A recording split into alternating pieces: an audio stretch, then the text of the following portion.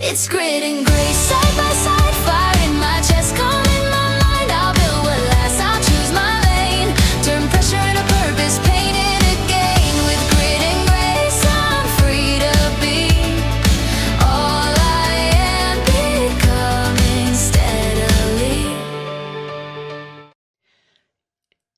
You're about to hit send on something that matters, whether it's a proposal, a price, a pitch, a post. And right on cue, your brain offers you a thought like it's doing you a favour. Who do you think you are? That's imposter syndrome. It doesn't show up because you're unqualified. It shows up because you're close.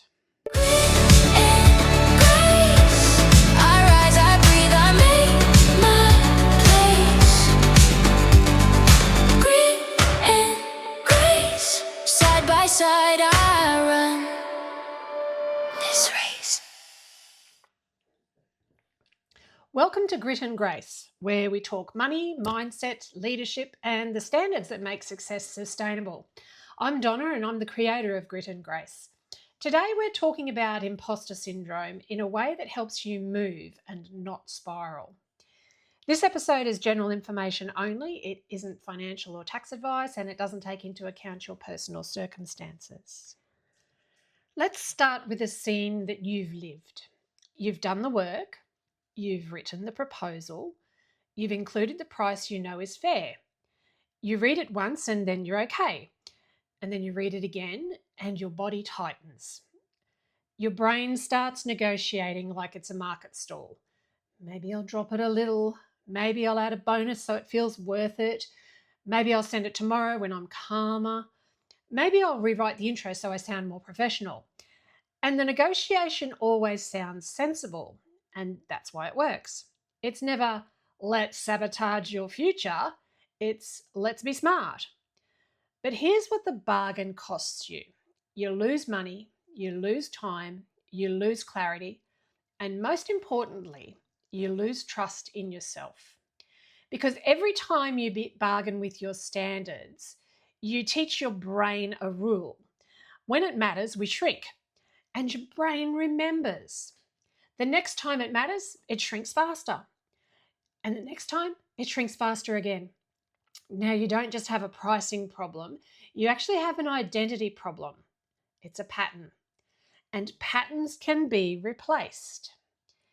Imposter syndrome is often the discomfort of being seen while you're still becoming. It's the gap between the identity you've practiced so far and the behaviour your next level requires. It's not proof you're a fraud, it's proof you're stretching. You're starting to get outside that comfort zone. And it tends to hit capable people hardest because capable people care. You want to do it well. You don't want to embarrass yourself. You don't want to disappoint. So your nervous system tries to protect you by pulling you back towards what's familiar. And familiar feels safe. But familiar doesn't build the next level. Let me tell you when it spikes most. It spikes when there's something at stake. You're on a call with someone you admire and you start sounding like a student instead of a CEO. You go to say your price and suddenly feel the urge to justify it like you're on trial. You're about to post an opinion and you rewrite it until it says nothing at all, and then you don't post it anyway, because nothing at all can't be criticised.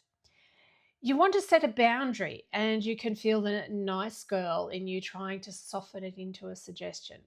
It's the same moment every time. You're about to step into a higher standard of leadership and your nervous system calls it danger. It's not danger, it's exposure. And exposure is the entrance to growth. So the myth that we need to retire here and now. I need confidence first. Confidence is not the entry fee, it's the receipt. Confidence is what you get after you collect evidence that you can do hard things and survive the outcome. And you don't collect evidence by thinking, you collect it by acting, which is why the most confident women aren't always the most talented. They are just the most practiced. They've done the thing enough times that their nervous system knows, we can handle this. That's it. So the method I want you to use in this moment, it's simple enough to remember when you're stressed. When the thought hits, who do you think you are? I want you to do this. I first want you to label it. That's imposter syndrome. Not that's the truth. Label it. Imposter syndrome. This matters because naming the thought stops it being your identity. The second thing I want you to do is to pull the evidence. Not a quote, not positive thinking. I want actual cold, hard evidence. 3 facts, for example. I've solved the problem before. I have got clients who've got results. I've been paid for this skill repeatedly. I've trained for this. I've done hard things before and I can do this. The third thing I want you to do is take the next step within the next 48 hours. Not next week, not after you feel better, within 48 hours, because delay is the fertilizer of fear. Now, let's do a demo. You're about to send a proposal at $5,000 and you feel sick to the stomach. Label it. It's imposter syndrome. And the evidence is that I've delivered this outcome. I have testimonials. My process is solid. So your next step is you send that proposal and you send it now. Or you're about to follow up an invoice and you're feeling awkward about asking for money that you've actually earned. Label it. The evidence is that I delivered the work. I earned this. And the next step, send the follow-up. Pretty easy. Or you're about to post content and you're rewriting it into blandness because political correctness has gone mad. Label it. The evidence is that my clients need clarity, not perfection. And the next step is to post it within 48 hours. The goal isn't to feel fearless. The goal is to act while the thought is loud. That is the muscle.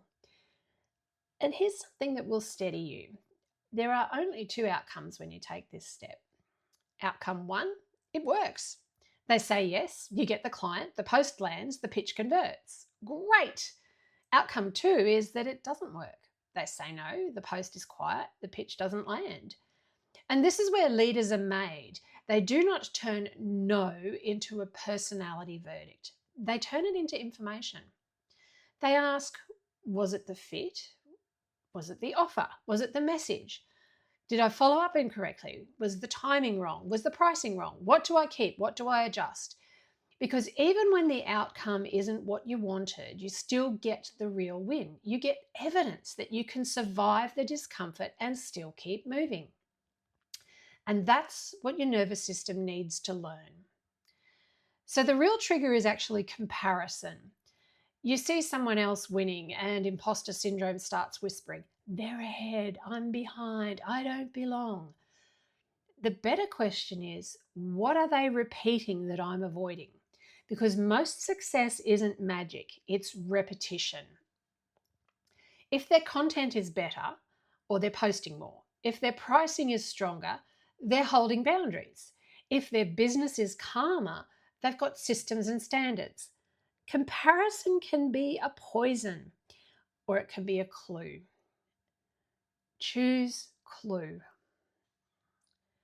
For the next 7 days, pick one action you've been postponing because it makes you feel exposed.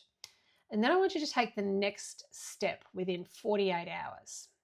And each day, write one sentence. Today's evidence that I can lead is. That's all.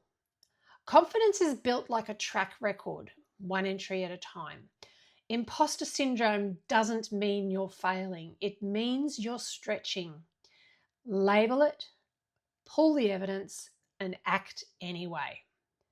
Until next time, keep your grit and protect your grace.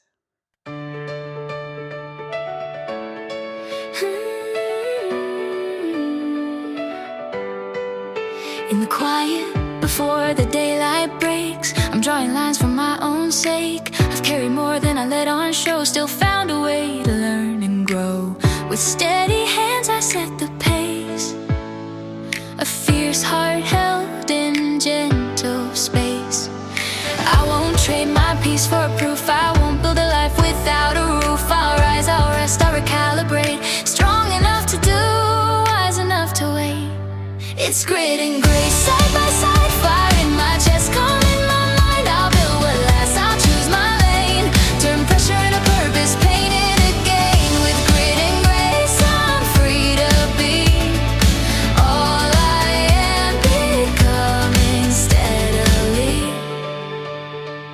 I won't shrink back to make it easy. I won't stay small to keep things tidy. I'll speak the truth, I'll name my worth. Put roots down deep and do the work. And when it's heavy, I won't break.